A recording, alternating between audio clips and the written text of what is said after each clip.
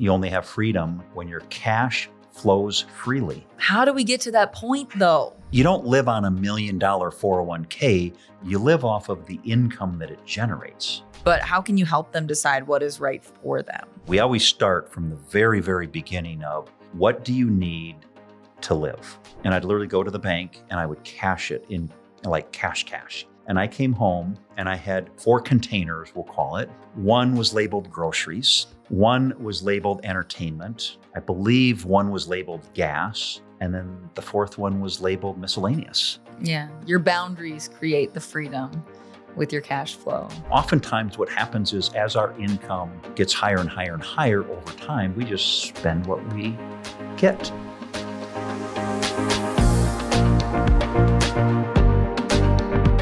Welcome back to another episode of Retire and Thrive, where we help you live your life with purpose, wealth, and confidence. I'm Kamie. This is Dan. He's our expert. I'm just here to ask the questions and learn along with all of you. Thanks so much for joining us for this week's episode. And thanks to everyone who has subscribed to our channel. If you haven't yet, just click the subscribe button. We really appreciate it. And we update this once a week. We have a new episode drop each week. So if you're interested, you can have the notifications on and your phone will alert you when the episode drops each week. If you're in retirement or you're looking ahead to retirement or you're just wanting to learn about finances and where you should maybe be at your current state in your life, this is the podcast for you. How you doing, Dan? Doing very well. How are you doing? I'm good. You look like in the heat of summer. Tan. You look like you're tan. I've been at the lake a lot and golfing and doing yard work. So that's pretty much what my life consists of. So when you do yard work, you get tan? Yes, I mow the lawn. I do. I make sure that I'm wearing my tank top and I'm out mowing the lawn and pulling weeds and gardening. And yeah, that's pretty much what it is. Tell me about the lake. What do you do at the lake? I go to the lake. Usually there's a bunch of family down there. or up there, I guess, from where we're at. It's in Minnesota, a lake in Minnesota. And we go in the water, go fishing. Did some surfing this weekend. I was just going to ask, are you like a wakeboarder? Yeah, it used to be back in the day, but now it's more of surfing because if you fall off the surfboard, it's not nearly as painful as a wipeout on the wakeboard. So surf, have you done surfing? Do you know what I'm talking about? I've done it one time. Yeah. I still wakeboard. But okay. Yeah. Yeah, the surfing's fun. Yeah. Let go of the rope and you actually can surf. I know. And it seems like it defies gravity. Yeah. I mean, it's just like, how does that work? But it's like Minnesota's way of going to the ocean and actually surfing. You just do it behind a boat. So yeah, it's good. Go to Twins games too, as well. Been to a lot of those. They're kind of... I've heard you're a Twins fan. They're up and down, like the stock market. It's very volatile. You never know where it's going to go with this team. But right now they're doing okay. Yeah. So I have another personal question. Yes. You had mentioned this a few weeks ago, and it's a little bit near and dear to my heart. But oh, yes. It has to do with fitness, Twin I'm sure. Cities Marathon. I've never run a full marathon. All right, let's talk to me about that. I've done many halves. Which, by the way, I promise we will get into some finance here. We will. We were talking about cash flow this week, by the way, which is very exciting, and freedom with your money and how you can get there. But yes, Twin Cities Marathon, you've actually run it. And you said it's beautiful. Oh my gosh, it's literally like the most beautiful, scenic. I can't remember the exact numbers. Which is great. But there's like you jog or run around. It's like 5 or 7 lakes in Minneapolis. Perfect, because it's going to be miserable otherwise. Actually, it's in the fall. Right, October. So the weather is like cooler. I think the high for when I ran it was maybe it got up to like 45 degrees, which when you're running, and it was like maybe 25 when we started. Nice. But yeah, it's I'm anxious for you, and I'm kind of putting you on the spot here, it's great. I mean, I'm just doing. My friend wanted to do it, and she knows that I'm kind of up for anything, so we're going to do it, and pretty much doing like 5 miles a day at the moment. Nothing too crazy. It's not until October. I've done like 10-mile runs and 12-mile runs, but it's very sporadic. They're not really planned out. Do you have like an outline of how you're going to do it? No, I don't. I mean, I think we will maybe like next month. Okay. But I'm just doing just getting out and running now because I hadn't run really consistently for a while. And it's hard to I'm golfing a lot. And so it's like, okay, go before golf. And I don't get done with my actual job until like 11 p.m. So yes, it's just to have to find time to squeeze it in. But I'm excited for it. Tell me, again, promise we'll talk cash flow here in just a minute. We'll get to it. How are you dealing with the humidity and running? Because I wake up in the morning and the windows are drenched the last few weeks. That's got to be tough. I'm not the most competitive. So jogging for me is just, when it comes to running, I'm pretty competitive with everything else. I thought but when so. it comes to running, I'm just like, just get the run done. And so it's not so bad. But when it's not humid and when it's cooler, sometimes I go after work and it's so much better. Like I just feel so much better. But if it's humid and whatever, you just suck it up and do it. Just get your distance in and not worry so much about the time. That's kind of my thing. Just get the distance in. I'm more of a jogger. I'm not really a runner. Just get it done. Get some exercise in, some cardio. Well, I'm anxious to hear how this goes. And obviously you're out quite a ways, but yeah. I don't know if it's fair for me to say congratulations, but it is. It's exciting. It's good. I mean, I don't really like half marathon. Like I feel like at that 10 to 12 mile point, you're like, oh my gosh, you hit the wall. Right. Yeah. So I'm like, ugh, but hey, do one in my life and then call it good. But I do see that a lot of people, once they do one, they just go do more. We'll see how it goes. It's the bug. It's the runner's bug. And I never did get that. And just for the viewers, just so we're all clear here, the Twin Cities Marathon that I did was 13, 14 years ago. Okay. So it was not recent. So just so we're on the same page. Yeah. Here. So, but it'll still be beautiful regardless. And yeah, looking forward to it. Good luck. Something this fall. Thanks. All right, let's talk cash flow. So the third lesson. Freedom with our money. Yeah. And so the third lesson, I was just going to say, you only have freedom when your cash flows freely. How do we get to that point though? That seems like some of us will never get there. Yeah, it's about the income that's coming in. So when we talk about cash flow, it's all about income that's coming in.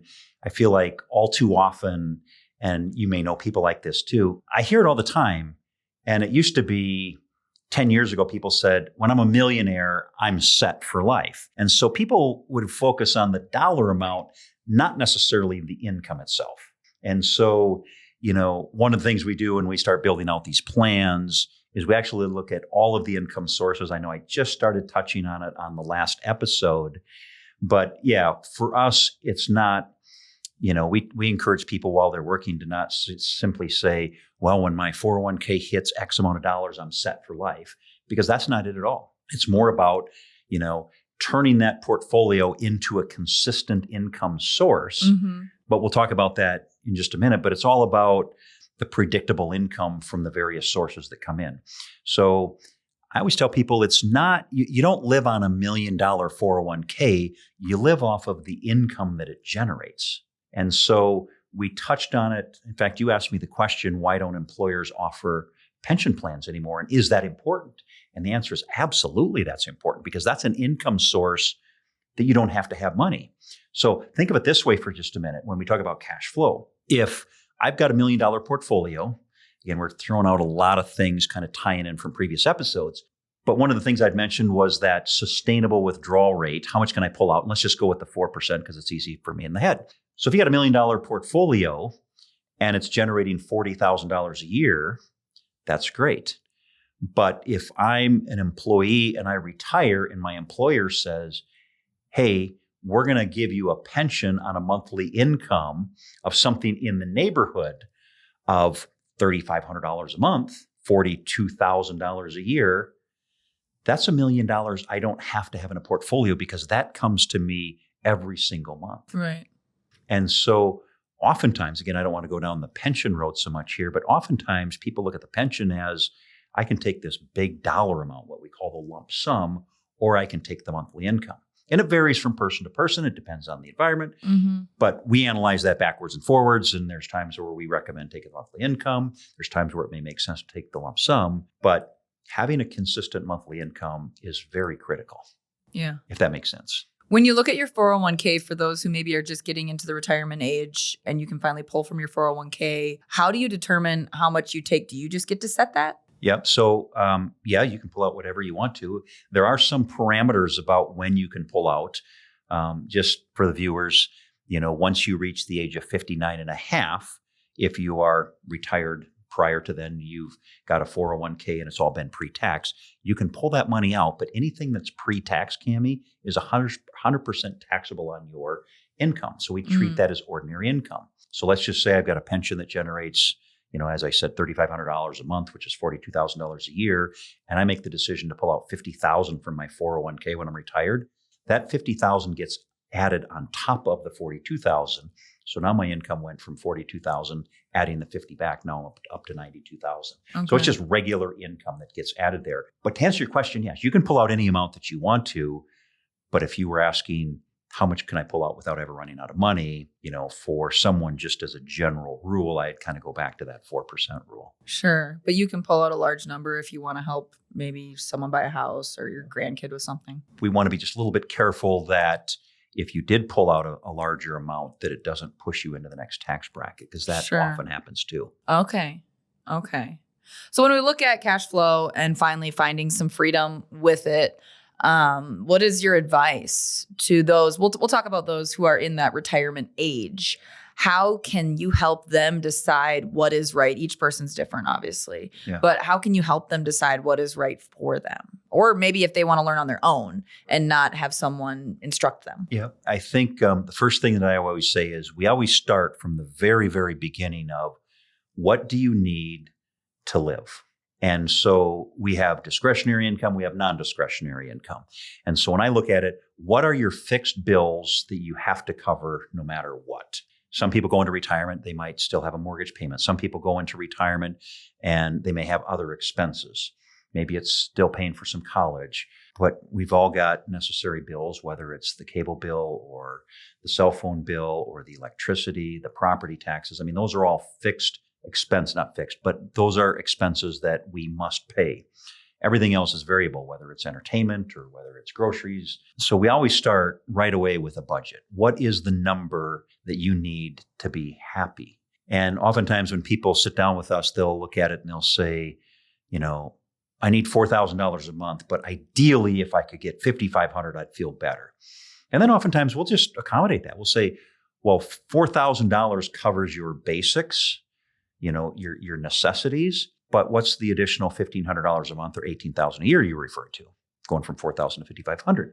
And they might say, well, I'd like to travel, or, I want to buy a new car. So what we do is we actually build that into their plan. So we'll say, let's set aside $15,000 a year for travel. And part of the thing is when people retire, Kamie, at 65, they may only want to travel for 15 years. And so that's the number one thing we do is we start with the budget. What is it it's going to take? And interestingly enough, and I might be guilty of this too, but most people don't have a budget. Mm-hmm. They're just like, I spend what I make. Yeah. Whatever comes in the door, then that's what I spend. Yeah. And they're able to save some on the side. How important is a budget in your mind? We talked about this a couple of weeks ago when you asked me the question, how much should you save when you're younger for retirement? I would take it even a step further and just say, if you're in that accumulation phase, and you're paying yourself first, i.e. investing, then I would say whatever's left over, if you end up spending, whether it's on necessities or a little bit frivolous on trips or vehicles, whatever, it's okay as long as you're paying yourself first. Mm-hmm. So is it important to have a budget? I think it is very important because I can tell you personally, when I look back in my life, what my income has done over the years. And I don't know if you want to go into a lot of detail here, but I think back literally 25 years ago, how my life has changed. And so, you want me to talk about that? Or yes. Well, I think you have a story. We were talking about buckets earlier, but now we're going to talk about Tupperware. Is that right? It is Tupperware. So tell me I don't know if we about actually this. Called it the Tupperware, but yeah. Well, that might be a bit of, that's actually the name, right, of the brand. Isn't that containers? Yeah, let's call it containers. I don't know if I'm supposed to use the word Tupperware. I don't even know if they're in business anymore. I don't know. They probably are, though. Tupperware is popular. Anyway, it's all about money and putting your money in some containers. This is very personal, but I'll share it because, I'm 59 years old.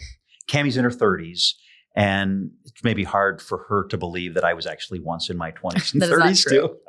But yeah, so I would say 25 years ago, talking about budgets, being a financial advisor my whole life, thought I had a pretty good handle on all of this money. And my wife stayed home full time. We had 3 kids and times were tough. I mean, we would struggle.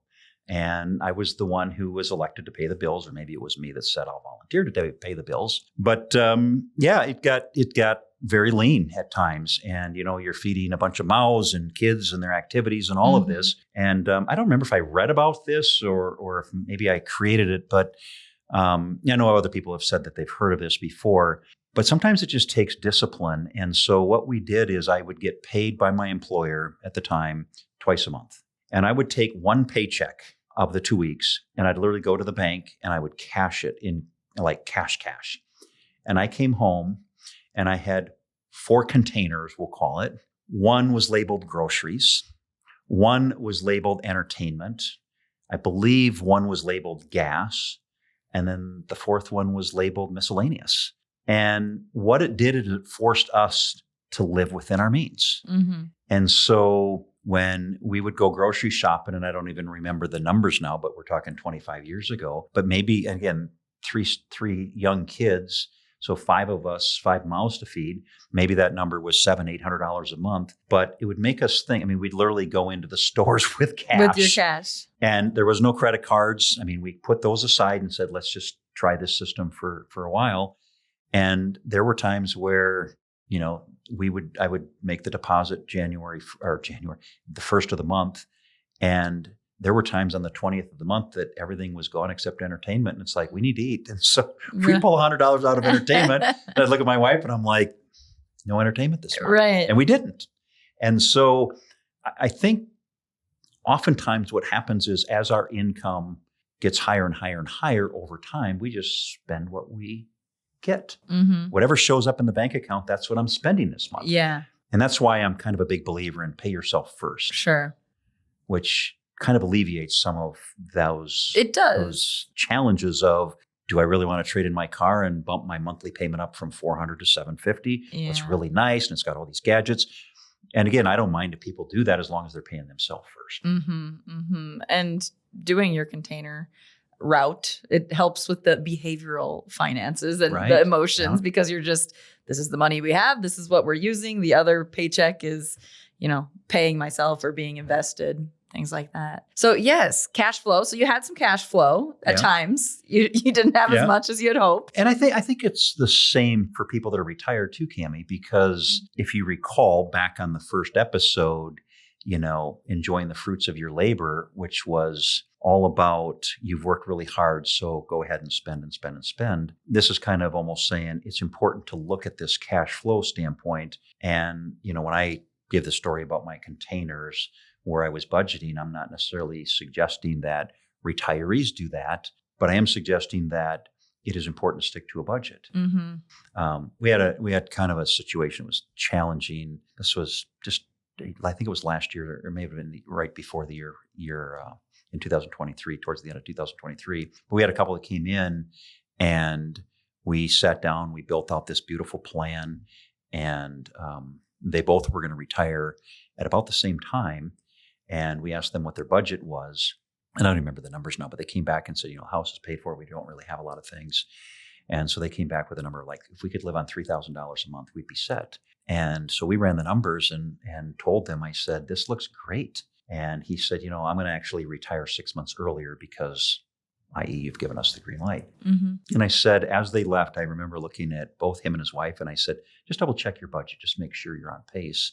And 2 days later, he called back and said, I don't know, we missed it. He said, we both have car payments. I wasn't even thinking that because it's automatically pulled out. Sure. Yes, our house is paid for, but we got one of our kids that we're kind of helping them on a monthly basis. Yeah. Anyways, we kind of went through all of this, and he said, it's probably closer to 5,000. And so we reran their numbers, and they were not retiring for, I think we pushed them back a couple of years. Jeez, wow. And so how important is a budget? It's huge. Yeah. And I'm not the type that, again, I'll readily admit I'm not one who spends hours every month balancing my checkbook. I know I should, but I think budgets are important so you can stay on track. Yeah. Your boundaries create the freedom with your cash flow. Yeah. And your decision-making financially. Anything else you'd like to touch on? No, I would just say that, the next episode, we're going to dive into the 3 different types of incomes that all retirees need. Yeah. And so we'll kind of dive into those 3 different types of incomes. But I think for today, the main thing is, it's all about cash flow. It's not an asset game. So for those of you that are watching and you're still in that accumulation phase, regardless of what age you are, don't focus so much on the dollar amount.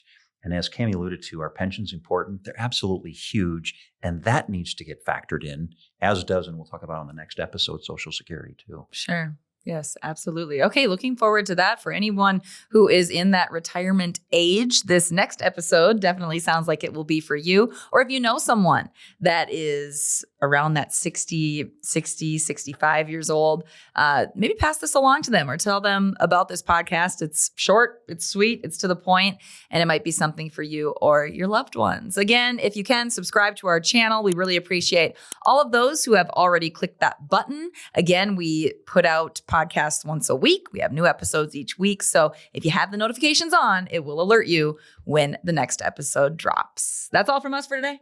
We good? Thank you. We're good? Great. Yeah. We're good. Thanks for joining us. We'll see you next week.